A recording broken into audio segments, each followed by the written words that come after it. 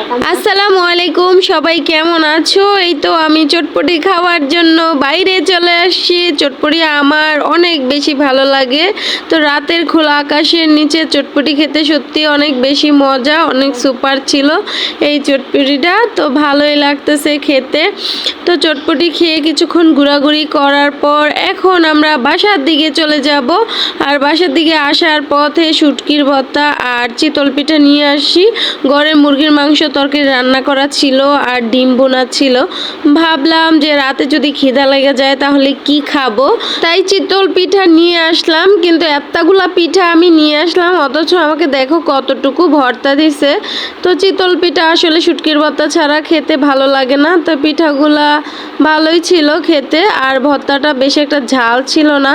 আসলে শুটকির ভর্তা মানেই ঝাল ঝুল ভর্তা না হইলে খেতে তেমন একটা ভালো লাগে না। তো শুটকির ভর্তাটা বেশি একটা মজার ছিল না।